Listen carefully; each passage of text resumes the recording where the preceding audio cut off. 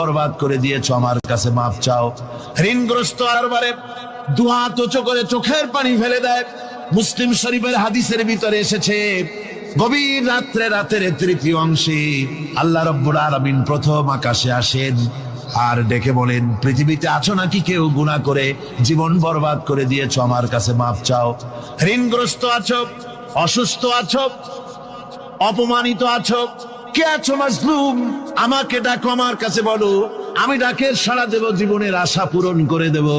ওই সময় যেই সমস্ত লোকেরা কাঁদে তাহাজ্জুদের নামাজ পড়ে, আল্লাহ জিজ্ঞেস করেন ফেরেশতারা, অমুক অমুক দেশ অমুক অমুক বান্দারা কাঁদে কেন? ফেরেশতারা বলে, রব্বুল আলামিন তুমি তো ভালো করে জানো। আল্লাহ বলেন, জানি, তবুও তোমাদের মুখে শুনতে চাই। তারা বলে, রব্বুল আলামিন তোমার এই বান্দা গুনাহ করেছি, গুনার জন্য মাফ চায়, জাহান্নাম থেকে বাঁচতে চায়। আল্লাহ পাক বলেন, ফেরেশতারা আমার এই বান্দারা আমারে দেখেছে নাকি? বলে দেখে নাই। বলে আমার দোজখ দেখেছে নাকি? বলে না, তাও দেখে নাই। আমার বেহেশত দেখেছে নাকি? বলে না, তাও দেখে নাই। আল্লাহ পাক বলেন, ফেরেশতারা সাক্ষী থাকো, ওরা আমাকে দেখে নাই, আমার বেহেশত দোজখ কিছুই দেখে নাই, শুধুমাত্র আমার নবীর কথা, আমার কোরআনের কথা বিশ্বাস করে আরামের ঘুমকে হারাম করে যেভাবে তারা কাঁদতেছে, সাক্ষী থেকে যাও ফেরেশতারা, আমার রহমতের দরিয়ায় জোশ মেরেছে, আমার ওই ক্রন্দনরত বান্দাগুলিকে আমি আল্লাহ মাফ করে দিলাম। সুতরাং মুমিন বান্দা যারা, আল্লাহর মুমিন বান্দা যারা, এই ইমানের কোয়ালিটি, এটাও হতাশায় নিরাশায় ভেঙে পড়বে না। গুনাহ তো মানুষই করে, গুনাহ হয়ে গেছে, মাপ চাও। তোমার গুনাহ কদ্দুর? তোমার গুনাহ যদি হয় পাহাড় সমান, আল্লাহর রহমত আকাশ সমান। জাহান্নামের কঠিন শাস্তি থেকে বাঁচতে হলে আল্লাহর প্রতি ঈমান আনতে হবে। আর ঈমান আনলে যে কোয়ালিটি গুলি হওয়া উচিত, সেগুলি আমি আপনাদের সামনে আলোচনা করছি। এরপর আরেকটি কোয়ালিটি হবে মুমিনের, তা হলো কঠোর কঠিন বিপদে অবিচল থাকবে, বিপদে ভেঙে পড়বে না। বিপদ আপদ, শত্রুতা, ক্ষয় ক্ষতি যা কিছু হয় সবই আল্লাহর পক্ষ থেকে। তার চিত্র আল্লাহ পাক কোরআনে কারিমে তুলে ধরেছেন, ইযাস সামাউ ফাতারাত وَإِذَا الْكَوَاكِبُ انتَثَرَتْ وَإِذَا الْبِحَارُ فُجِّرَتْ وَإِذَا الْقُبُورُ بُعْثِرَتْ। যখন আকাশসমূহ দীর্ণ বিদীর্ণ হয়ে যাবে, তারকাগুলি বিক্ষিপ্ত হয়ে ছিটকে পড়বে,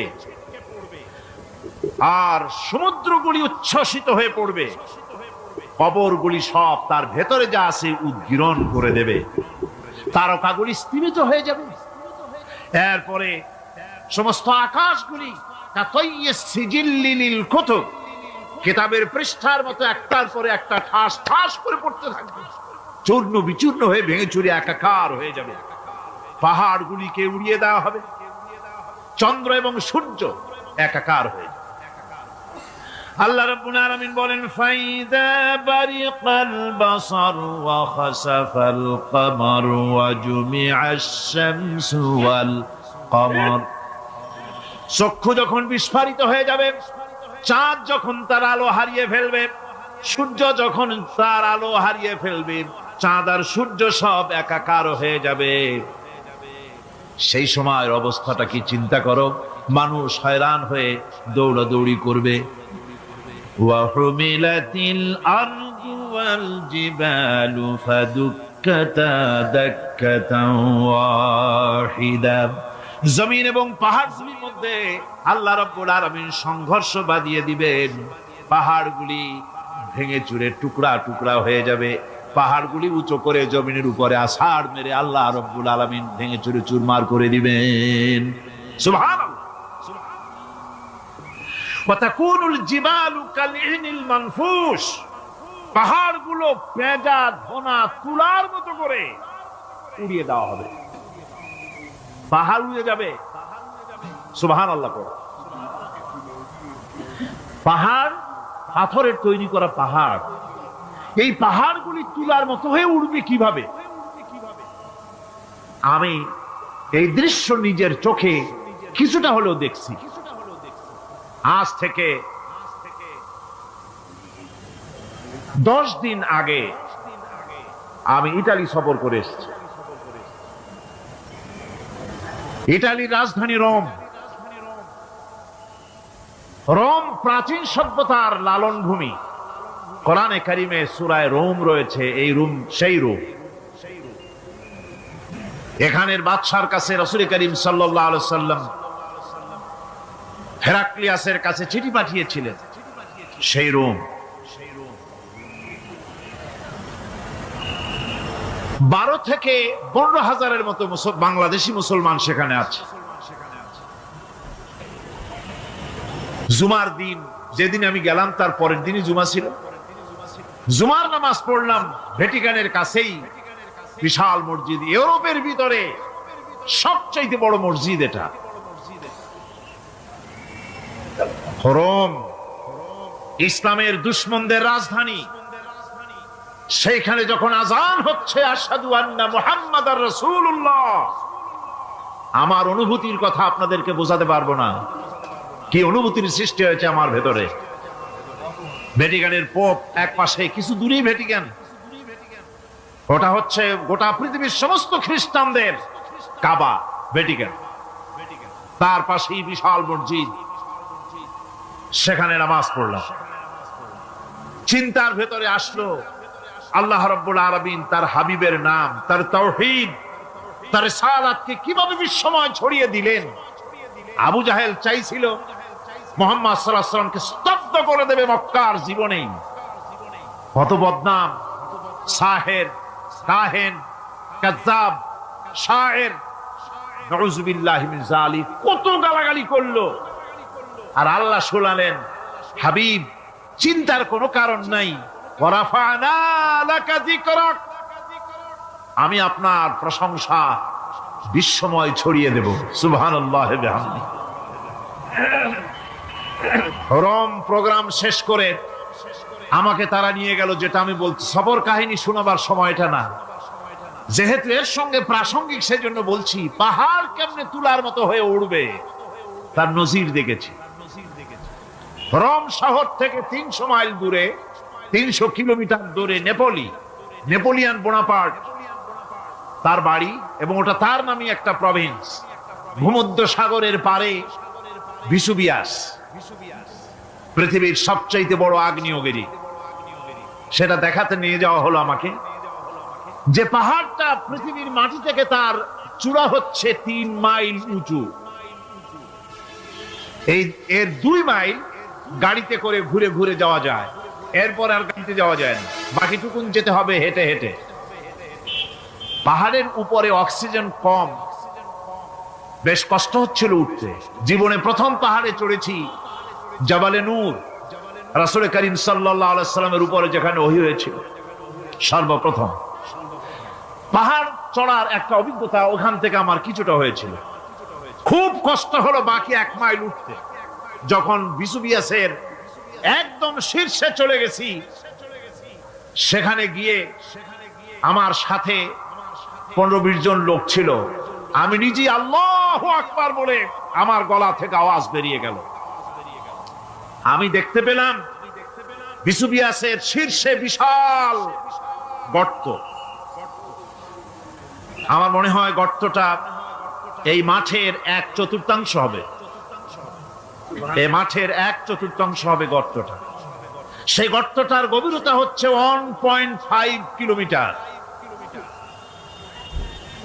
এইখান থেকে পাথরগুলি উত্থিত হয়েছে, আগ্নেয়গিরি। পাথর আগুনে গলে লাভা হয়ে এগুলি পাহাড় বেয়ে উপচে পড়েছে, চতুর্দিকে 12 মাইল ছড়িয়ে গিয়েছে। আমার মনে পড়লো ওয়াকুদুহান নাস ওয়াল হিজারা, জাহান্নামের আগুনের ইন্ধন হবে মানুষ আর পাথর। আমি সেখানে সেজদায় পড়ে গিয়া কানলাম আর বললাম, আল্লাহ জাহান্নামের আগুন হারাম করে দিও আমাদের জন্য। পাথর কিভাবে গললো, গলে পাথরগুলি গলে পুড়ে চতুর্দিকে পড়েছে আর ছিটকেছে, চতুর্দিকে ছিটকে পড়েছে। সেই পাথরগুলি ছিটকে ছিটকে যেগুলি পুড়ে পড়েছে সেগুলিকে দূরে সাদা রঙের বলে মনে হয়, কোনোটা সাদা কোনোটা কালো, মনে হয় যেন তুলার মতো হয়ে পড়ে আছে চতুর্দিকে। 1944 সনে তৃতীয়বারের মতো ভিসুভিয়াস অগ্নিগিরি যে অগ্নি উৎপাত করে, তাতে আশেপাশের 12 মাইল এলাকা এফেক্টেড হয়ে যায়, পাথরগুলি গলে এভাবে বিধ্বস্ত করে দিয়েছে। এখান থেকে এখানে জোহরের নামাজ, আসরের নামাজ আমরা পড়লাম, আল্লাহর কাছে খুব দোয়া করলাম। এখনো ধোঁয়া উঠতেছে, এখনো পাহাড়ের ফাটল দিয়ে ধোঁয়া উঠছে। একজন হাত দিয়ে আমাকে বলল যে খুব গরম লাগে ধোঁয়াগুলি। ওখানকার লোকেরা বলল যে ভেতরে এখনো আগুন আছে, তবে সুপ্ত, যে কোনো মুহূর্তে আবার তা জাগ্রত হতে পারে। আমরা সেখান থেকে নেমে এলাম। একটু কিছু দূর গিয়েই সেখানে হলো পম্পেই শহর। এই পম্পেই শহরটা হচ্ছে ঈসা আলাইহিস সালামের জন্মের 2000 বছর আগে এই শহর তৈরি হয়। ঈসা আলাইহিস সালামের জন্মের 179 বছর পর ভূমিকম্প হয়। সেই ভূমিকম্পে গোটা পম্পেই শহরটা পৃথিবীর মানুষের চোখের আড়াল হয়ে যায়, ধ্বংস হয়ে যায়, মাটির তলায় গরক হয়ে যায়। আজ থেকে 200 বছর আগে মাটি খনন করতে গিয়ে এই শহর আবিষ্কৃত হয়। পুরা শহরটা খুঁড়ে তারা বের করেছে। 180 হেক্টর জমিনের উপরে এই বিশাল শহর। ঘুরে ঘুরে দেখলাম, গাড়ি চলে না সেখানে, পায়ে হেঁটে দেখতে হলো। প্রশস্ত রাস্তা। আজ থেকে 4000 বছর আগের মানুষেরা রাস্তা বানাতে জানতো পাথর দিয়ে, এবং রাস্তার দুধারে তাদের ছিল ফুটপাত, পানির ব্যবস্থা, নগরায়নের সব রকমের সুযোগ সুবিধা। তারপরে সেখানে বিচারালয়, এরপরে দোকানপাট, বাজার ঘাট, সবকিছুর ব্যবস্থা রয়েছে। বিশাল বিশাল পাথরগুলি দিয়ে পিলার তৈরি করা। ভাবলাম এই পিলারগুলি, এই পাথরগুলি তারা কিভাবে ক্রেন ছাড়া এত উপরে উঠালো কি করে, আমার মাথায় আসলো না। পাথর কেটে কেটে সুন্দর সুন্দর অঙ্কন শিল্প তারা করেছে। এরপরে ঘুরতে ঘুরতে বাদশার রাজার বাড়িতে গিয়ে ঢুকলাম। সেখানে গিয়ে দেখলাম উলঙ্গ এত মূর্তি পাথরের তৈরি করা। পাথর কেটে কেটে দেওয়ালে যৌন মিলনের এমন কোন অশ্লীল ছবি নাই যা তারা সেখানে তৈরি করে নাই। উলঙ্গ মূর্তি আর উলঙ্গ যৌন মিলনের অসংখ্য ছবি দিয়ে এই এলাকা ভরা। তখন আমি বুঝলাম আল্লাহর গজব হওয়ার কারণটা কি, এই শহরটা মাটির নিচে গরক হয়ে যাওয়ার কারণটা কি। আল্লাহ পাক জেনা ব্যভিচার যে দেশে বেশি হয় আল্লাহ পাক বরদাস্ত করেন। দুশ্চরিত্র যে দেশের মানুষ দুশ্চরিত্র হয়ে যায়, জেনা ব্যভিচার বেশি হতে থাকে, আল্লাহ গরক করে দেন, গজব দেন। এই গজব এক এক সময় এক এক রকমের হয়ে আসে। কখনো মাটির নিচে দাবায় দেয়, কখনো মহামারী, কোন দেশে কলেরা, কোন দেশে জলোচ্ছ্বাস, কোথাও ভূমিকম্প, আর সর্বশেষ এই জেনা ব্যভিচারের জন্য আল্লাহ পাকের চূড়ান্ত এই যৌনতার অশ্লীলতার জন্য চূড়ান্ত গজব বর্তমান বিশ্বের জন্য এইডস। আল্লাহ পাক এই গজব দিয়েছে। বন্ধুগণ, আমি সেই জায়গা, আমি সেখানে যা দেখলাম যে আল্লাহ পাক পাহাড়গুলিকে কিভাবে উড়াবেন, এটা অস্বীকার করার কোনো উপায় নাই। বিশ্বাস তো করতামই। তবে হযরত ইব্রাহিম আলাইহিস সালাম যেমন বলেছিলেন, রব্বি আরিনি কাইফা তুহিল মাউতা, আয় আল্লাহ তুমি মরাকে চিন্তা করবা কেমনে। আল্লাহ পাক বলেন আওয়ালাম তুমিন, তুমি বিশ্বাস করো না? ইব্রাহিম আলাইহিস সালাম বললেন বালা, অবশ্যই বিশ্বাস করি, ওয়ালাকিন লিয়াতমাইন্না কলবি, যদি চোখে দেখতাম তাহলে আমার অন্তরাত্মা খুব ঠান্ডা হতো। আল্লাহ রাব্বুল আলামিন চোখে দেখায় দিলেন জিন্দা কেমনে মুর্দা হবে, মুর্দা কেমনে জিন্দা হবে, আল্লাহ দেখায় দিলেন। পাহাড় উড়ায় দিবেন আল্লাহ রাব্বুল আলামিন। একথা কলিজার মধ্যে এটার উপর ঈমান বিশ্বাস, কিন্তু আল্লাহ চোখে দেখাইছেন, ঈমান আরো মজবুত হয়েছে, যা ছিল আরো মজবুত হয়েছে। সুবহানাল্লাহ। আল্লাহর ভয়তে কলিজা কেঁপেছে। আমি পাহাড়ের উপরে কেঁদেছি, যার যার হয়ে কেঁদেছি। বন্ধুগণ, আল্লাহ সুবহানাহু ওয়া তাআলা এই জন্য বলেছেন কুল সিরু ফিল আরদ, আমার জমিন ঘোরো, ভালো করে দেখো, কাইফা কানা আকিবাতুল মুকাজ্জিবিন, মহা সত্যকে যারা অস্বীকার করেছে তাদের পরিণতি আমি কি করে দিয়েছি, এগুলি চোখে ভালো করে তাকায় দেখো। আমার বন্ধুগণ, সুতরাং এই পৃথিবীর অবসান হবে, এই পৃথিবী ধ্বংস হবে, এই পৃথিবী চূড়ান্ত ভাবে শেষ হয়ে যাবে। ও হ্যাঁ, আরেকটি কথা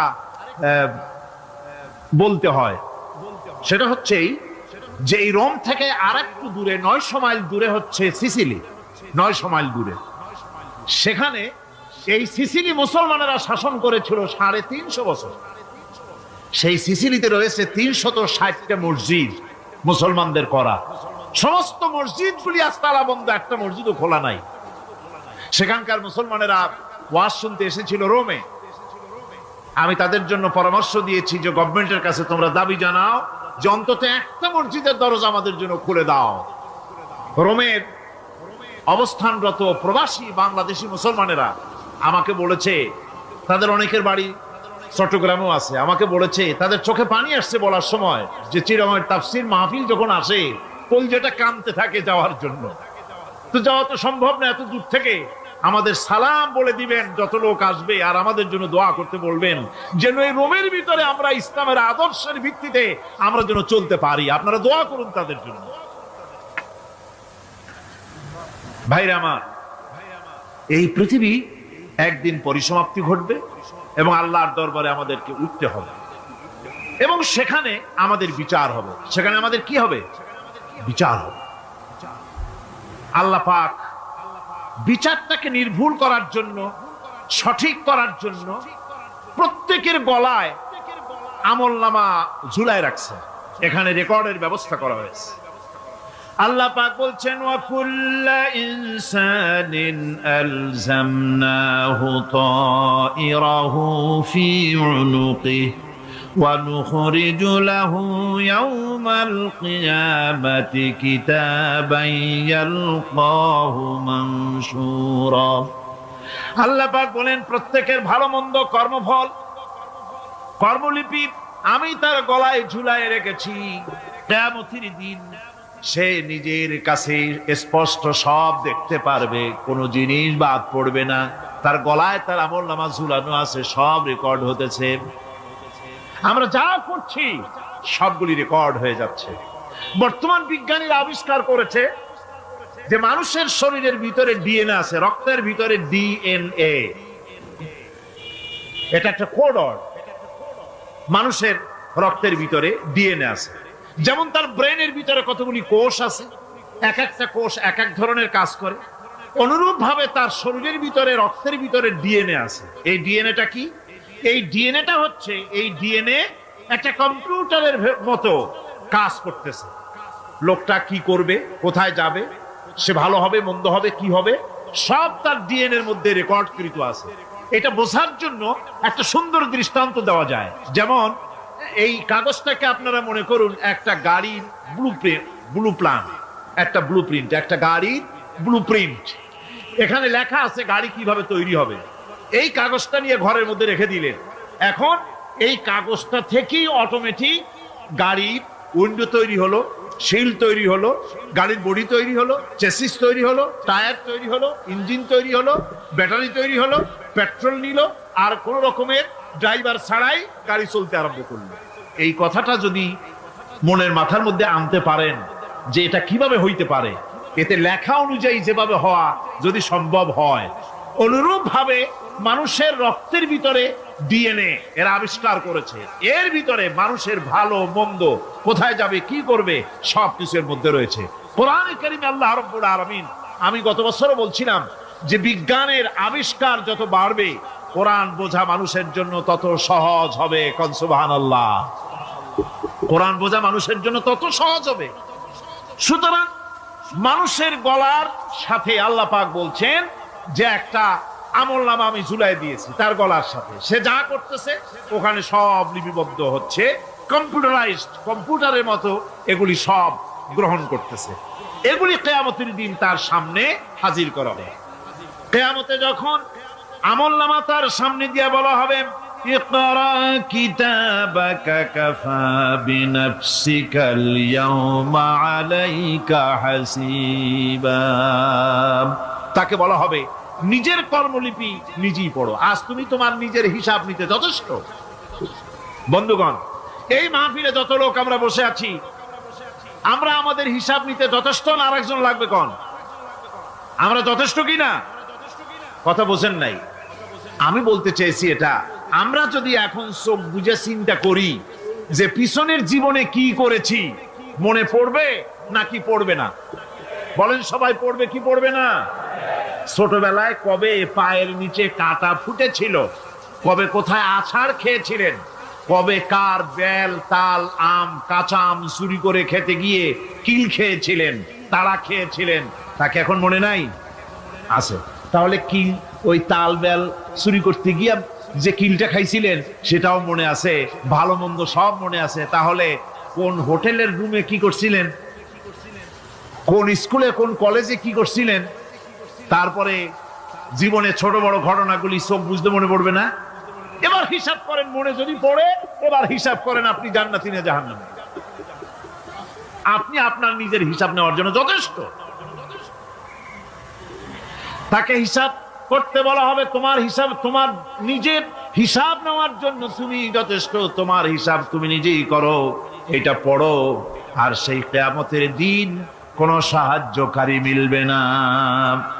লান তানফাকুম আরহামুকুম ওয়ালা আওলাদুকুম ইয়াউমাল কিয়ামা। লান তানফাকুম, কিয়ামতের দিন কোনো ফায়দা হবে না, অবশ্যই কোনো ফায়দা হবে না, কোনো উপকারে আসবে না। কিয়ামতের দিন তোমার সন্তান, তোমার স্ত্রী, তোমার মাল, তোমার সম্পদ কোনো উপকারে আসবে না কিয়ামতের ময়দানে। সেদিন সব তোমার সাথে বিচ্ছ করবে, সব পালায় যাবে। সেখানে উৎকোষেরও কোনো কারবার নাই যে ঘুষ টুস দিয়া, ফেরেশতাদের কোন রকম বুঝবাজ দিয়া, আলাদা কোনো চোরাগলি পথ দিয়া একেবারে ফুট করে ভেসতে চলে যাবেন, এমন কোনো সুযোগ নাই।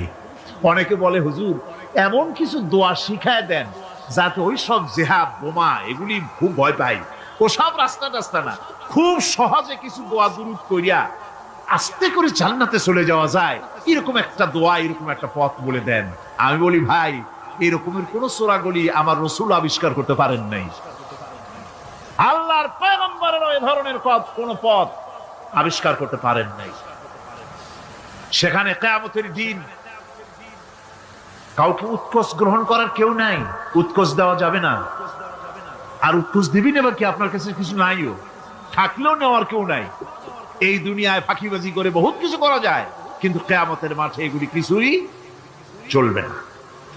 আল-ইয়াওমা লা ইয়ানফাউ মালুন ওয়ালা বানুন। কিয়ামতের দিন ধন সন্তান সন্ততি আর সম্পদ কোনো কাজে লাগবে না।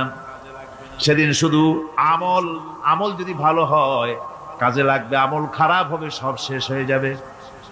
আল্লাহ রাব্বুল আলামিন নবীজিকে ডেকে বলেছেন, নবী আপনি বলেন, কুল মা কুনতু বিদআম মিনার রাসূল, আপনি বলুন আমি কোন নতুন রাসূল নই, আমার আগে অনেক নবী রাসূল পৃথিবীতে এসেছেন, তারা বিদায় হয়ে গেছেন। আমি জানি না কিয়ামতের দিন আল্লাহ রাব্বুল আলামিন আমার সাথে কি ব্যবহার করবেন, আর আমি এও জানি না যে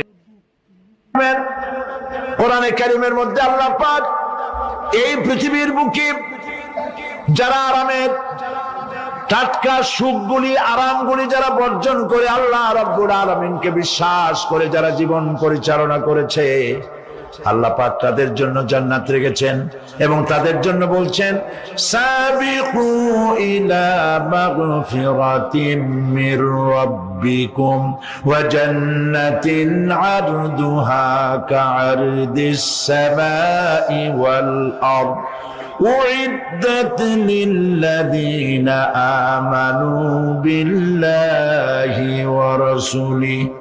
আল্লাহ পাক বলেন, প্রতিযোগিতা করো আল্লাহর মাগফিরাত কামনার জন্য আর জান্নাতে যাওয়ার জন্য প্রতিযোগিতা করো, আল্লাহর রহমত পাওয়ার জন্য সৎ কাজের প্রতিযোগিতা করো, তাহলে আল্লাহ রাব্বুল আলামিন তোমাদেরকে ক্ষমা করবেন আর তোমাদের জন্য এমন জান্নাত দিবেন যেই জান্নাত আকাশের বিশালতার জমিনের বিশালতার মতো। এই বিরাট জান্নাত তোমাদেরকে দিবেন। এই জান্নাত চিরস্থায়ী সুখ এবং শান্তি জায়গা হবে। মাসালুল জান্নাতিল্লাতী التي وعد المتقون فيها أنهار من ماء غير آسن وأنهار من لبن لم يتغير طعمه আল্লাহ পাক বলছেন জান্নাত আল্লাহ পাক ওয়াদা করেছেন মুত্তাকিদের জন্য আল্লাহ পাক জান্নাত দিবেন যে জান্নাতের ভিতরে রয়েছে মধুর প্রস্রবণ রয়েছে দুধের প্রস্রবণ রয়েছে সেখানে স্বচ্ছ পানির প্রস্রবণ রয়েছে এই সুন্দর জান্নাত ঝর্ণা ধারা আল্লাহ পাক সৃষ্টি করেছেন বাগ বাগিচা দিয়ে ভরে রেখেছেন জান্নাত সেই জান্নাতে জান্নাত হবে এয়ার কন্ডিশন রৌদ্রের তাপ হবে না সেখানে রৌদ্রের খরতাপ হবে না সেখানে ঠান্ডার প্রচন্ডতা থাকবে না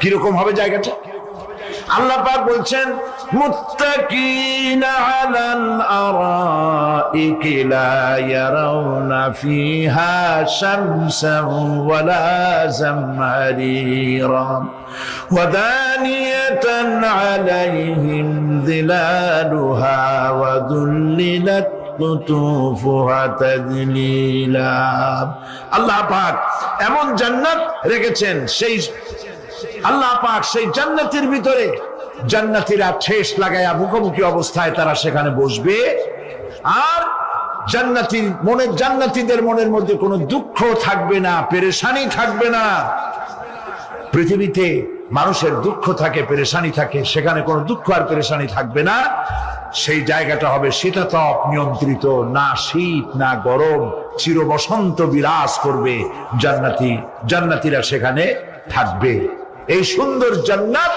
আল্লাহ পাক রেখেছেন মুত্তাকিদের জন্য সুবহানাল্লাহ কাফেরদের জন্য জান্নাত হবে জাহান্নাম হবে চিরকাল খালিদিনা ফিহা আবাদান চিরকাল কাফেরেরা জাহান্নামে থাকবে সর্বশেষ যে ব্যক্তি জাহান্নাম থেকে মুক্তি লাভ করবে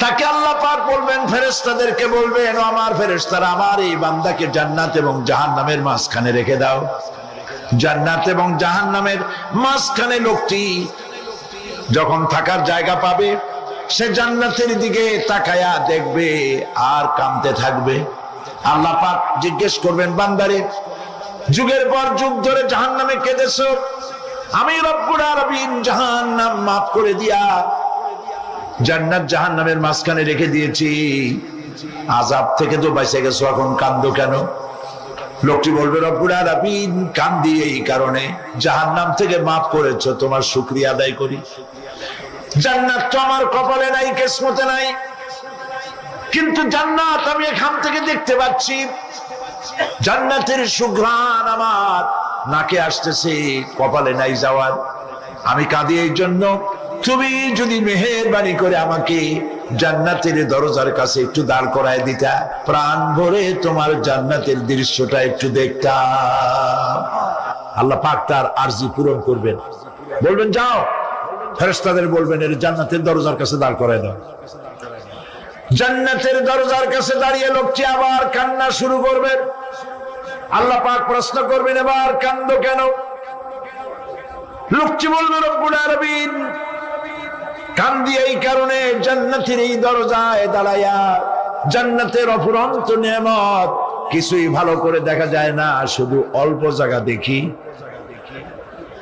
যদি তুমি আমারে দয়া করে জান্নাতের মাঝখানে দাঁড় করায় দিতা চতুর্দিকে তাকায়া তাকায়া দেখা কলিজারে ঠান্ডা বানাইতাম তবে আমি ওয়াদা করি জান্নাতের কোন নাজ নেয়ামত কোন ফল আমি খাবো না ধরবো না সইব না একটুখানি মেহেরবানি করে মাঝখানে দাঁড় করাইয়া দাও জান্নারে ঠান্ডা করি আল্লাহ রব্বুল আলামিন ফেরেশতাদের বলবেন আমার এই বান্দারে জান্নাতের মাঝখানে দাঁড় করাইয়া দে আল্লাহর নবী বলেন জান্নাতের মাঝখানে দাঁড়িয়ে লোকটি আগের চাইতে আরো জোরে চিৎকার মেরে কাঁদতে থাকবে আল্লাহ পাক বলবেন বান্দারে কি হলো তোর দরজার কাছে আসতে চাইছিলে আইনা দিলাম আবার এবার মাঝখানে আসতে চাইছো তাও এনে দিয়েছি আবার কান্দো কেন লোকটি বলবে রব্বুল আলামিন এবার কান্দি এই জন্যে তুমি যখন দয়া করে একটিবার জান্নাতের মাঝখানে এনে আমাকে দাঁড় করায় দিয়েছো, তুমি রহমান রহিম গফুরুর রহিম, এই জান্নাত থেকে আবার আর বাইর করে দিও না। আল্লাহ রাব্বুল আলামিন বলবেন, ও আমার বান্দারে, আমার এই জান্নাত তোর খুব পছন্দ হয়েছে নাকি? লোকটি বলবে, রব্বুল আলামিন কলিজা ঠান্ডা হয়ে গেছে, ভাবতেও পারি না এই জান্নাত এত সুন্দর। আল্লাহ পাক বলবেন, বান্দারে এরকম একটি নয়, দুইটা নয়, তোর জন্য আমি 10টা জান্নাত এরকম রিজার্ভ করে রাখছি। সুবহানাল্লাহ। আল্লাহ পাককে ভয় করে পৃথিবীর সমস্ত পাপ থেকে যারা নিজেকে রক্ষা করবে, আল্লাহ তাদের জন্য এই জান্নাত রেখে দিয়েছেন। সুবহানাল্লাহ। সেই জান্নাতের রিসিপশন আপনারা আন্দাজ করতে পারবেন না, রিসিপশন কারে কয়। কি এর প্রধানমন্ত্রী আর প্রেসিডেন্ট, 4-5টা পুলিশ আর আর্মি আসে একটা ছট করে সেলুট মারলো, বাস শেষ হয়ে গেল, এরকম না। জান্নাতীদেরকে রিসিপশন দেওয়া হবে। জান্নাতীরা যখন আল্লাহর হুকুমে জান্নাতের দিকে যেতে লাগবে, আর যখন জান্নাতের কাছে চলে যাবে, আল্লাহ রাব্বুল আলামিন শোনায় দিচ্ছেন, হাত্তা ইযা জাউহা ফুতিহাত আবওয়াবুহা ওয়া ক্বালা লাহুম খাযানাতুহা সালামুন আলাইকুম তিবতুম ফাদখুলুহা খালিদিন। সুবহানাল্লাহ। জান্নাতীরা যখন জান্নাতে প্রবেশ করার দরজার মুখোমুখি হবে, দ্বার রক্ষীগণ তখন বলবে, সালামুন আলাইকুম, আল্লাহর শান্তি তোমাদের উপরে বর্ষিত হোক। সুবহানাল্লাহ। দুনিয়ার টাটকা সুখগুলি 2 পা দিয়ে ঠেলে দিয়েছো, টাটকা সুখগুলি গ্রহণ করো নাই, হারাম খাও নাই, আল্লাহর দ্বীন কায়েমের জন্য রক্ত দিয়েছো, জীবন দিয়েছো, কষ্ট করেছো, আল্লাহকে ভয় করেছো। আমাদের সালাম গ্রহণ করো, জান্নাতের মধ্যে ঢুকে যাও চিরকালের জন্য। সুবহানাল্লাহ। আর বাইরে হওয়া লাগবে না, চিরকাল এই জান্নাতের মধ্যে তোমরা বসবাস করতে পারবে, আল্লাহ রাব্বুল আলামিনের ফেরেশতারা বলে দিবেন। জান্নাতের মধ্যে আল্লাহ পাক হুরদের সঙ্গে জান্নাতীদের বিয়ের ব্যবস্থা করে দিবেন। কোরআনে কারিমে আল্লাহ পাক বলেন, মুত্তাকিনা আলা সুরুদিন মাসফুফাতিন ওয়া যাওয়াজনাহুম বিহুরিন ঈন। সামনাসামনি ভাবে সাজানো সারি সারি আসন সমূহের উপর তারা ঠেস লাগায় বসে থাকবে, আর আল্লাহ রাব্বুল আলামিন হুরদের সাথে জান্নাতীদের বিয়ের ব্যবস্থা করে দিবেন। যেসব হুরের সঙ্গে বিয়ে হবে তাদের আল্লাহ পাক বিবরণ দিচ্ছেন কি রকম হবে তারা। লাম ইয়াতমিসহুন্না ইনসুন ওয়ালা জান। এর পূর্বে জিন এবং ইনসান এদেরকে কেউ স্পর্শ করে না। কি রকম তারা? কাআন্নাহুন্নাল ইয়াকুতু ওয়াল মারজান। যেমন ঝিনুকের ভিতরে মণিমুক্তা থাকে, এইভাবে আল্লাহ পাক তাদেরকে পবিত্র করে রেখে দিয়েছেন। Agape College of Business and Science is located in downtown Fresno and offers medical degrees, degrees in social work, business administration degrees and certificates, and healthcare administration degrees. You can enroll right now and complete your program in a very short time. Financial aid is available for those that qualify, along with support services including tutoring, counseling, and career preparation. Call now to start your new career at 559-552-2280 or go online at acbscollege.org. আমার প্রিয় ভাইরা, আল্লাহ রাব্বুল আলামিন কোরআনে কারীমের ভিতরে বলেছেন, ফাবিআইয়ি আলা'i রাব্বিকুমা তুকাযযিবান। জান্নাত দান করে আল্লাহ পাক এবার জান্নাতীদেরকে সম্বোধন করে বলবেন, ইয়া ইবাদি লা খাউফুন আলাইকুমুল ইয়াওমা ওয়ালা আনতুম তাহজানুন।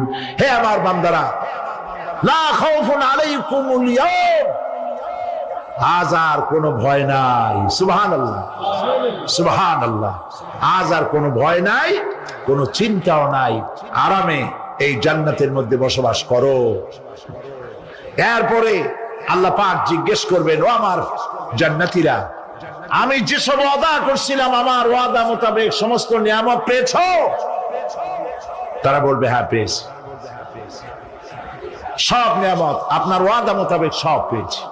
আল্লাহ রাব্বুল আলামিন বলবেন সব পাও নাই, ওয়ানাদাইনা মাজিদ, আমার কাছে আরো বেশি আছে। সুবহানাল্লাহ, আমার কাছে আরো বেশি আছে। জান্নাতীরা বুঝবে না সে আরো বেশিটা কি, এর থেকে আর বেশি কি। প্রিয় ভাই সব, নবী করিম সাল্লাল্লাহু আলাইহি সাল্লাম বলেছেন, জান্নাতের সুখ আর শান্তি কোন চোখ নাই যা দেখেছে, যা কোন অন্তঃকরণ নাই যা কল্পনা করতে পেরেছে। এই জান্নাত মুত্তাকিদের জন্য আল্লাহ রাখছেন। সুবহানাল্লাহ। জান্নাতীরা ভাবতেও পারবে না সেই নিয়ামতগুলি কি। প্রিয় ভাই সব,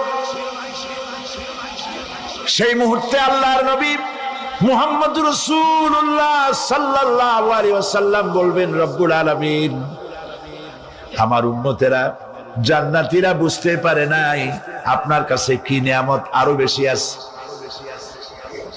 আমার এই উম্মতেরা জান্নাতীরা আপনার ওয়াদা মোতাবেক সব পেয়েছে, কিন্তু একটি জিনিস এখনো তাদের কিসমতে হয় নাই। সেই জিনিসটা হলো, যারা তার রবকে না দেখে শুধু কোরআন আর হাদিসের কথা শুনে আরবের ঘুম হারাম করে তাহাজ্জুদের নামাজ আদায় করেছিল, চোখের পানি ফেলেছিল, যারা জান্নাত দেখে নাই, জাহান্নাম দেখে নাই, আপনাকে ভয় করে যারা জীবন পরিচালনা করেছিল, যারা আপনাকে দেখে নাই, না দেখে শুধু কোরআন হাদিস বিশ্বাস করে যারা অকাতরে নিজেদের জীবন বিলায় দিয়েছিল, এই জান্নাতীরা এখন পর্যন্ত তার রবকে দেখতে পারে নাই। আল্লাহ রাব্বুল আলামিন তার সামনে থেকে ৭০,০০০ পর্দা সরে যাবে। আল্লাহ পাক বান্দাদের আরজি পুরা করার জন্য জান্নাতীদের সামনে তিনি জালোয়া ফরোজ হবে।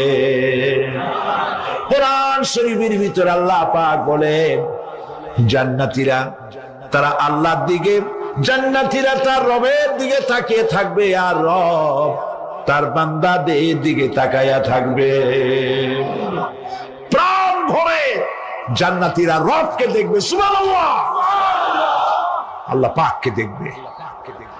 প্রাণ খুলে আজ দোয়া করি, রব্বুল আলামিন, জান্নাতের যেই পরিবেশে, যেই জায়গায় তুমি দয়া করে তোমার গোলামদেরকে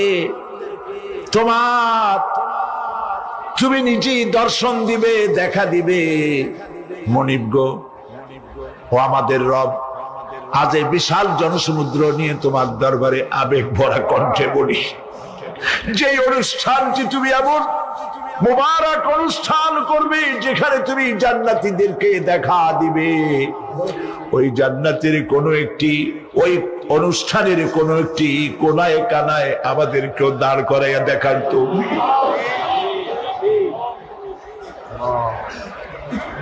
প্রিয় ভাই সব, আল্লাহ রাব্বুল আলামিন মানুষের সামনে এত সব নিয়ামত রেখেছেন, এই জান্নাত দান করবেন। এরপরে আল্লাহ রাব্বুল আলামিন কোরআনে কারীমের মধ্যে বলেছেন, রব্বিস সামাওয়াতি ওয়াল আরদি ওয়া মা বাইনাহুমার রাহমানি লা ইয়ামলিকুনা মিনহু খিতাবা। এই সব পুরস্কার রয়েছে তোমাদের সেই রবের পক্ষ থেকে যিনি আকাশ আর জমিনের মালিক। সুবহানাল্লাহ বলবেন না? যার সামনে কথা বলার ক্ষমতা কারো হবে না। এটি একটি মারাত্মক কথা। কিয়ামতের দিন আল্লাহর দরবারে কেউ কথা বলতে পারবে না আল্লাহর নির্দেশ ছাড়া। একটি আকীদা পরিষ্কার করে নিয়ে যান আপনাদের, সে আকীদাটা এভাবে পরিষ্কার করুন, কোন পীর পীর সাহেব, কোন খাজা বাবা, কোন মাওলানা, কোন মুহাদ্দিস, কোন বুজুর্গ আপনাকে সুপারিশ করতে পারবে না যদি না আল্লাহ পাক তাকে কথা বলার তৌফিক না দেন। মনে থাকবে এটা। আয়াতুল কুরসির ভিতরে আমরা পড়ি, মান যাল্লাযী ইয়াশফাউ ইনদাহু ইল্লা বিইযনিহি। আল্লাহ পাক বলেছেন কিয়ামতের দিন আল্লাহর দরবারে কার সাহস আছে কথা বলতে পারে? মান যাল্লাযী ইয়াশফাউ ইনদাহু ইল্লা বিইযনিহি। আল্লাহর অর্ডার ছাড়া, হুকুম ছাড়া আল্লাহর সামনে কথা বলার সেদিন কেউ থাকবে না। সুবহানাল্লাহ। কেউ কথা বলতে পারবে না। সুপারিশ করতে হবে আল্লাহ যারে বলেন তুমি করো, অমুকের জন্য করো, সেই ব্যক্তি শুধু তার জন্যই করতে পারবে, আর কেউ কথা বলতে পারবে না। সেই কঠিন হাসরের ময়দান, যেদিন শুধুমাত্র আল্লাহ পাক কথা বলবেন, আর যারে বলতে বলবেন সেই কেবলমাত্র বলতে পারবে। সুপারিশ এটি আল্লাহ পাক কিয়ামতে পারমিশন দিলে বলা যাবে।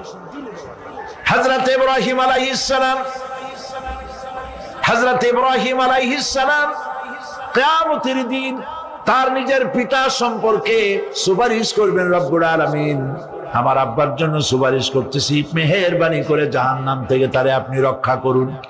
আল্লাহ রব্বুল আলামিন বলবেন, ইব্রাহিম তোমার সুপারিশ মঞ্জুর হবে না। প্রিয় ভাই সব, একটু মাথা খাটান, চিন্তা করেন। উলুল আযম পয়গম্বর, জাতির পিতা। কে জাতির পিতা? চিল্লায় বলুন, কলিজা সাফ করে ফেলুন। মুসলমানদের জাতির পিতা হাফিজ আবি কেউ হতে পারে না।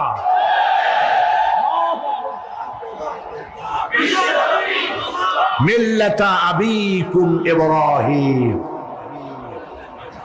ইব্রাহিম আলাইহিস সালাম এই মিল্লাতের পিতা। সুবহানাল্লাহ। হযরত ইব্রাহিম আলাইহিস সালাম কিয়ামতের দিন বলবেন, আল্লাহ আমার আব্বার জন্য সুপারিশ করছি। আল্লাহ পাক বলবেন মঞ্জুর হবে না। আসর তোমার পিতা হতে পারে, কিন্তু আমার খলিলকে আগুনে ফেলার জন্য নমরুদকে সে সহযোগিতা করেছে, আমি তোমার পিতাকে ক্ষমা করব না। নবী করিম সাল্লাল্লাহু আলাইহি সাল্লামকে সাহাবায়ে কেরাম জিজ্ঞেস করেছেন, হে রাসূল, আপনার আব্বা এবং আম্মার অবস্থা কি হবে?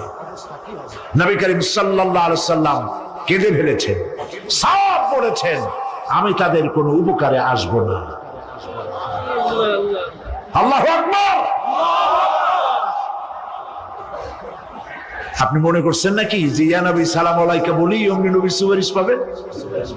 এত সহজ। কতগুলো রসগোল্লা খাইলেন আর বড় একটা মিছিল করলেন আর অমনি চলে যাবেন? পৃথিবীর সব মানুষ, সাহাবায়ে কেরাম বাদ দেন, পৃথিবীর সমস্ত মানুষ একত্রিত হয়ে আবু তালেব রাসূলুল্লাহকে যে ভালোবেসেছেন, ওর 1000 ভাগের 1 ভাগও সারা দুনিয়ার মানুষ রাসূলুল্লাহকেই ভালোবাসতে পারবে? পারবে? নিজের ছেলে আলীকে, আলী রাদিয়াল্লাহু তাআলা আনহুকে আলাদা বিছানায় শোয়াইয়া, ছোট্ট মানুষ হযরত আলী আলাদা জায়গায় রাখিয়া, মুহাম্মদুর রাসূলুল্লাহ সাল্লাল্লাহু আলাইহি ওয়াসাল্লাম এতিম মানুষ তারে কলিজার সাথে বুকের মধ্যে আশ্রয় দিয়ে আগলে রেখেছেন বুক ভরে।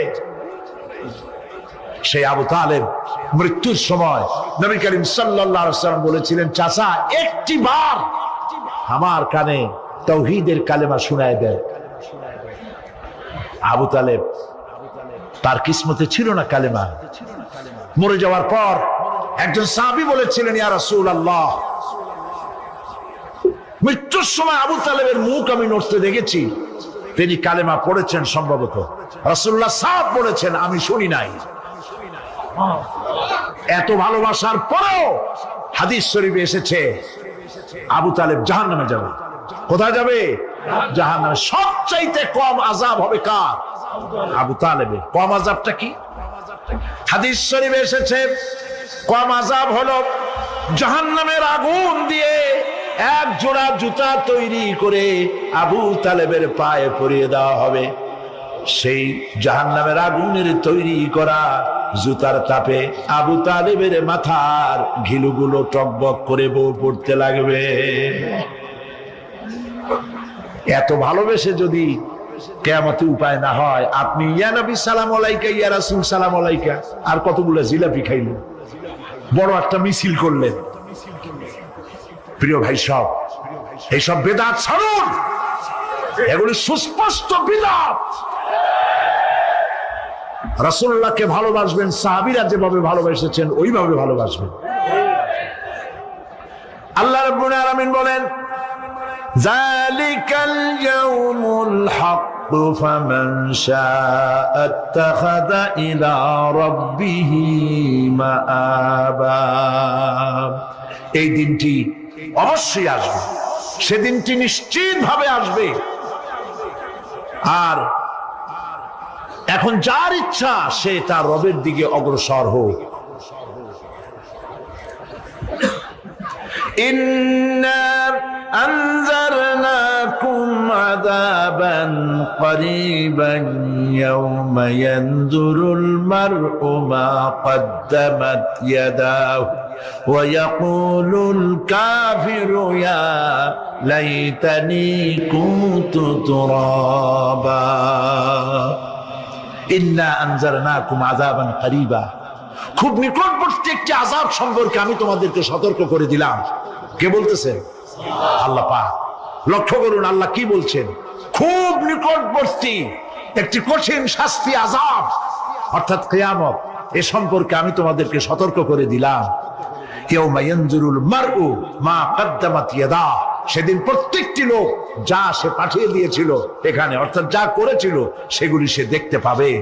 আর তখন ওয়ায়াকুলুল কাফিরু ইয়া লাইতানি কুনতু তুরাবা। সেই কিয়ামতের ময়দানে অবস্থা দেখে কাফেররা বলবে, আহারে মানুষ না হইয়া যদি মাটি হইয়া যেতাম, যদি মাটি হতাম, যদি মানুষ না হয়ে না জন্মতাম, আজ এই হাসরের ময়দানে এইখানে এই বিচারের মুখোমুখি হতাম না, মাটি হইলে বরং অনেক ভালো হতো। এই পৃথিবীতে আমরা এসেছি, চলে যাব, যাওয়ার আগে এই কোরআন একটি বিশাল জনগোষ্ঠী এমন বানাতে চেয়েছে যে জনগোষ্ঠী এই কোরআন দিয়ে একটি বিশাল সমাজ গড়বে, রাষ্ট্র গড়বে, এমন রাষ্ট্র গড়বে যেই রাষ্ট্রে দুঃখ থাকবে না, অশান্তি থাকবে না, যেখানে সুখ থাকবে, সমৃদ্ধি থাকবে, আর কিয়ামতের দিন আল্লাহর জান্নাতে তারা চলে যাবে। তেমন একটি সমাজকে আমরা চাই। সবাই বলেন, সেরকম একটি সমাজকে আমরা চাই। প্রিয় ভাই সব, কিয়ামতের দিন আমরা যেতে চাই জান্নাতে। কোথায় যেতে চাই বলেন? জোরে বলেন। এই জান্নাতে যাওয়ার জন্য দুইটা কাজ করতে হবে। কয়টা কাজ? আল্লাহ রাব্বুল আলামিন বলেন, ফামান কানা ইয়ারজু লিকাআ রাব্বিহি ফালইয়ামাল আমালান সালিহান ওয়া লা ইউশরিক বিইবাদাতি রাব্বিহি আহাদা। আল্লাহ পাক বলেন, যে বাজারা আমার সঙ্গে দেখা করতে চায় কিয়ামতে, দুইটা কাজ করা লাগবে। বলেন কয়টা কাজ? একটা হলো নেক আমল। কি আমল বলেন? নেক আমল। নেক আমল কারে বলে? নেক আমল করতে হলে আবার দুইটা শর্ত লাগে। এক নম্বরে কাজটা করতে হবে আল্লাহরে খুশি করার জন্য। কারে খুশি করার জন্য? একটা মাদ্রাসা বানাইছি যাতে লোকেরা বলে যে বড় একটা মাদ্রাসা বানাইছে, এই জন্য মাদ্রাসা বানাবেন, মসজিদ বানাবেন, হসপিটাল বানাবেন, যা কিছু করেন নিয়ত হবে আল্লাহকে খুশি করা। নিয়ত হবে কারে খুশি করা? আল্লাহ পাককে খুশি করা। এই হলো নেক আমলের প্রথম শর্ত, কাজ হবে আল্লাহকে খুশি করার জন্য। দুই নম্বরে কাজটি হতে হবে সুন্নতে নববী সাল্লাল্লাহু আলাইহি ওয়াসাল্লামের উপরে। মনে থাকবে, দাড়ি রাখবো। কেন রাখবো? রাসূলের সুন্নাত। রাখবো কারে খুশি করার জন্য? আল্লাহকে খুশি করার জন্য। রাখবো কার মতো? রবীন্দ্রনাথের মতো, কার্ল মার্কসের মতো, কবির মতো নয়, রাখতে হবে কার মতো? নবীর মতো। বুঝে নেন, কাজটা হতে হবে আল্লাহকে খুশি করার জন্য। 2 নম্বরে কাজটা হতে হবে সুন্নতে নববী সাল্লাল্লাহু আলাইহি ওয়াসাল্লামের উপরে হতে হবে। তাহলে এই হলো 1 নম্বর। জান্নাতে যাওয়ার জন্য, আল্লাহর সাথে দেখা করার জন্য 1 নম্বরের কাজ হলো নেক আমল। বলেন 1 নম্বরের কাজ কি? 2 নম্বরের কাজ ওয়ালা ইউশরিক বিইবাদাতি রাব্বিহি আহাদা। আল্লাহ রাব্বুল আলামিনের ইবাদতের সাথে কাউকে শরীক স্থাপন করা যাবে না। আমরা যারা মুসলমান, অধিকাংশ মুসলমান শিরকের ভিতরে মুবতালা হয়ে আছে। বিশ্বাস করেন কিনা বলেন? কাফেরেরা তো মুশরিক আছেই, ওরা তো মুশরিক আছেই, কিন্তু আমরা মুসলমানেরা আমাদের আমলের মধ্যে, আমাদের অজান্তে সবের নিয়তে অনেক শিরক আমরা করে বসি। নাউজুবিল্লাহ, বলেন নাউজুবিল্লাহ। এই জন্য আমি বারবার সতর্ক করি, নিজেকেও করি, আপনাদেরকেও করি। এই কারণে করি, শিরকের গুনাহ আল্লাহ মাফ করবেন না। ইন্না শিরকা লাযুলমুন আযীম, শিরক মস্ত বড় অপরাধ, জুলম, আল্লাহ মাফ করবেন না। আল্লাহর কাছে কাঁদতে কাঁদতে মাপ চাওয়া লাগবে যে আল্লাহ শিরক থেকে আমাকে রক্ষা করো, বাঁচাও। অনেক গোপন শিরক আছে। মাজারে যান, পীর সাহেবের কাছে যান, মনে যদি নিয়ত থাকে উনি ফু দিলে আমি ভালো হবই, উনি তাবিজ দিলে আমার বাচ্চা হবেই, উনি আমারে দয়া করলেই আমার ব্যবসায় উন্নতি হবেই, এইটার নাম শিরক। এটার নাম কি? ওয়াইজা সাআলতা ফাসআলিল্লাহ ওয়াইজা ইসতাআনতা ফাসতাইন বিল্লাহ। যা বলার আল্লাহরে বলো, আর যা চাওয়ার কার কাছে চাও? চিল্লায় বলেন। কলিজাটাকে পরিষ্কার করে দেন আজকের মাহফিলে। এই কলিজায় কারো প্রতি কোনো ভয় রাখবো না আল্লাহ ছাড়া। ভয় করবো কারে বলেন? মহব্বত আল্লাহ ছাড়া, এত বেশি মহব্বত আর কাউকে করব না। আল্লাহ তাআলা আমাদের কলিজায় তোমার ভয় এবং মহব্বত দিয়ে ভরে দাও। রাসূলের মহব্বত দিয়ে আমাদের দিলকে ভরে দাও। বিশ্বাস করুন ভাই সাহেব, কোরআন শরীফ আমার সামনে, বিশ্বাস করুন, দেশি পীর বিদেশি পীর, খাজা বাবা দেশি এবং বিদেশি, কেউ আপনার ভাগ্য বদলাই দিতে পারবে না। এই পিছনে দৌড়ায় দৌড়ায় কোনো লাভ নয়। এতক্ষণ মসজিদের ভেতরে বসে আল্লাহর কাছে কাঁদেন। ওয়াকালা রাব্বুকুম উদউনি আস্তাজিব লাকুম। তোমার রব বলেছে আমারে ডাকো, আমি ডাকের সাড়া দিয়ে দেব। সুবহানাল্লাহ। আর আল্লাহ বলেছেন আমার ইবাদতের সাথে কাউকে শরীক করবে না। খবরদার। আলাইসাল্লাহু বিকাফিন আবদা। আল্লাহ প্রশ্ন করছেন, আলাইসাল্লাহু বিকাফিন আবদা, আমি কি আমার বান্দার জন্য যথেষ্ট নই? চিল্লায় বলুন অবশ্যই যথেষ্ট। আবার বলেন অবশ্যই যথেষ্ট। কলিজা সাফ করে ফেলেন। সম্রাট শাহজাহান, দিল্লির সম্রাট, হাবিজাবি সম্রাট না, দিল্লির সম্রাট। এখন কোথায়? কবরের মধ্যে। কবি বলতেছেন, শাহনে জাহাं को जिन्हें फक्र से देते थे बाज, शाहने जहां को जिन्हें फक्र से देते थे बाज, वाज कब्र में है सूरह अलहम्दु की मोहताज। সারা ভারতবর্ষ যারা ট্যাক্স দিয়ে নিজেকে সৌভাগ্যবান বলে মনে করত, সে আজ কবরের মধ্যে ভিক্ষুকের মতো সূরা আল-হামদুর মতো একটি সূরার মুহতাজ হয়ে ভিক্ষুকের মতো শুয়ে আছে। সম্রাট শাহজাহান মসজিদে বসে আছে, এক ফকির ঘুরতেছে। লোকেরা কয় ছোটবেলা থেকেই তোমারে খয়রাত করতে দেখলাম, ভিক্ষা কি জীবনেও যাবে না তোমার?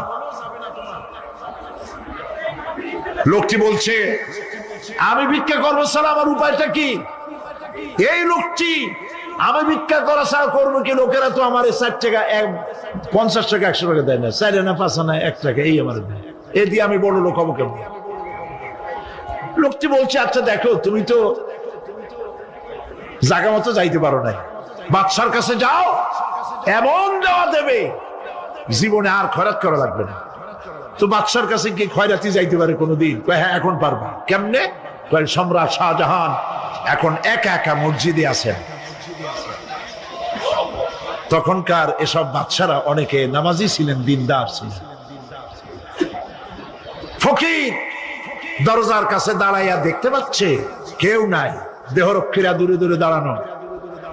বাদশাহ মসজিদের ভেতরে বসে হাত তুলে ঝুলতেছে আর কাঁদতেছে, চোখের পানি দিয়া দাঁড়িয়ে ভিজে ভিজে পড়ছে। এই দৃশ্য অনেকক্ষণ দেখলো ফকির। কিছুক্ষণ পর সম্রাট শাহজাহান মসজিদ থেকে বেরিয়ে আসছে। ফকির বলছে, আসসালামু আলাইকুম হুজুর। তিনি বললেন, ওয়ালাইকুম আসসালাম। চলে গেল। বাদশা বললো, আমার কাছে তো কেউ আইসা কিছু না চাইয়া তো যায় না, এরে দেখলাম খয়রাতির মতো কিছু চাইলো না, বেটা ভয় করলো নাকি? হ্যাঁ, মেয়ে এদিকে আসো। আসছে। ভয় পাইছো? কয় না, ভয় পাইনি। তো কিছু যে চাইলে না? ফকির বলছে, জাহাপানা, সত্যিই কিছু চাইতে আসছিলাম। তারপর চাইলে না কেন? ফকির বলছে, জাহাপানা, সারা জীবন ভিক্ষা করেছি, আর আজ দিল্লির সম্রাটের কাছে বেশি পাওয়ার লোভে এসেছি না, কিন্তু আপনার দশা দেখা আমার জ্ঞানের চোখ খুলে গেছে। আমি লক্ষ্য করে দেখলাম, আমি সম্রাটের কাছে চাইতে এসেছি, হাত তুলি নাই, বিনয় প্রকাশ করি নাই, চোখের পানি ফেলি নাই, কিন্তু লক্ষ্য করে দেখলাম দিল্লির সম্রাট আমার চাইতেও বড় ভিক্ষুকের মতো। আবার কোন সম্রাটের কাছে হাত তুলে কান্দে? Out of the car, sicko! Last time he breaks curfew. I'm looking for my son. He's a teenager. Hi, I'm looking for a teenage boy. Like underage? Yes. Out of the car, sicko! Family proof your family. With Life 360.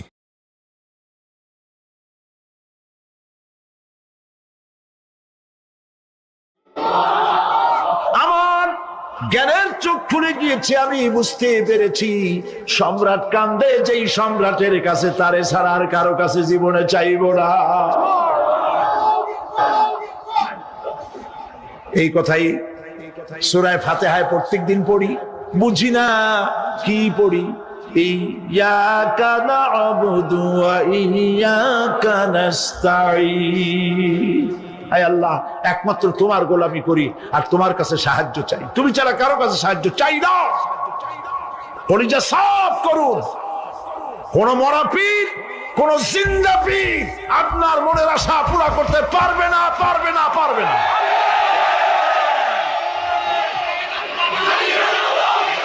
আর আজ থেকে কোন মাজারে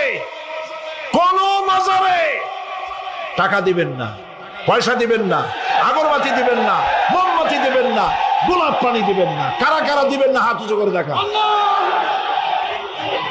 সুবহানাল্লাহ, আলহামদুলিল্লাহ, লা ইলাহা ইল্লাল্লাহ। সুবহানাল্লাহ, আলহামদুলিল্লাহ, লা ইলাহা ইল্লাল্লাহ। সুবহানাল্লাহ,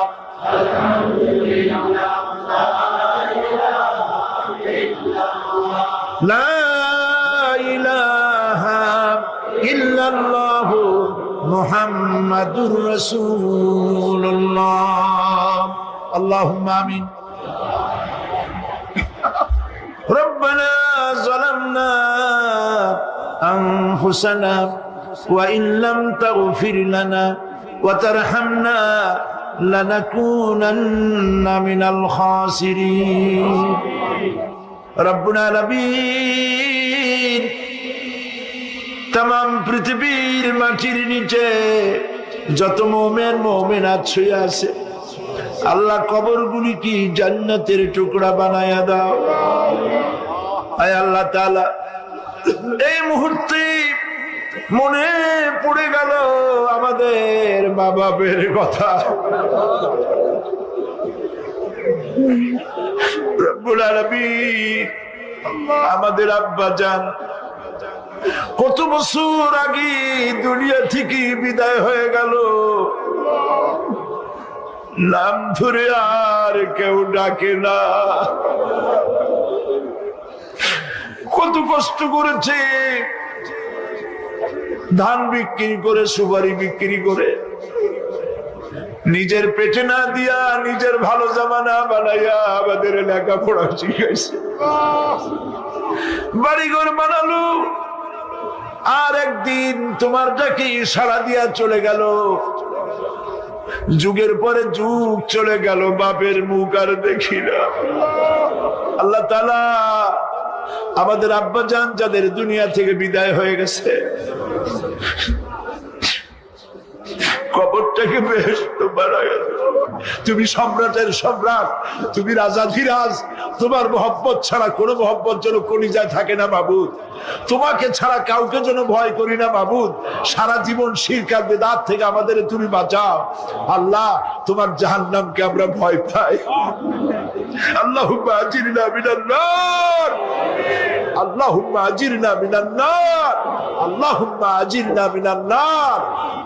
ربنا تقبل منا إنك أنت السميع العليم وتب علينا إنك أنت التواب الرحيم سبحان ربك رب العزة عما يصفون وسلام على المرسلين والحمد لله رب العالمين واجعل آخر كلامنا عند الموت لا إله إلا الله محمد رسول الله।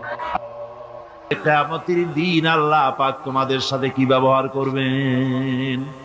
এই আয়াত নাযিল হওয়ার পর আল্লাহর হাবিব তার মেয়েকে ডাকলেন, জামাইকে ডাকলেন, নাতিদেরকে ডাকলেন, আহলে বাইতদেরকে ডাকলেন, আর বললেন, ও আমার মেয়ে, কলিজার টুকরা ফাতেমা গো, শোনো, কেবলমাত্র আয়াত নাজিল হয়ে গেল, আল্লাহ পাক আমাকে শুনাইছেন, কিয়ামতের দিন আমি জানি না আমার সঙ্গে কি ব্যবহার করা হবে, আর এও জানি না যে তোমাদের সাথে কি ব্যবহার করা হবে। ও আমার কলিজার টুকরা মেয়ে ফাতেমা, কিয়ামতের দিন মুহাম্মদ সাল্লাল্লাহু আলাইহি সাল্লামের মেয়ে, এই হিসাবে তোমার নাজাতের ফয়সালা হবে না। ও আমার কলিজার টুকরা নাতি হাসান আর হোসেন, কিয়ামতের দিন মুহাম্মদ সাল্লাল্লাহু আলাইহি সাল্লামের নাতি হিসাবে ফয়সালা হবে না। ও আমার জামাই হযরতে আলী, কিয়ামতের দিন আমার জামাই হিসাবে নাজাতের ফয়সালা হবে না। আমল যদি ভালো হয় ফয়সালা ভালো হবে, জান্নাতে চলে যাবে। আমল যদি খারাপ হয়, কার নাতি কার জামাই দেখা হবে না। সুবহানাল্লাহ। কঠিন কিয়ামতের মাঠ। এই পরকালের বিশ্বাস যদি কলিজার মধ্যে ঢোকে, মানুষ ভালো হয়ে যাবে। কোন সুবহানাল্লাহ। আপনাদের দৃষ্টিতে পারবে, কথার জবাব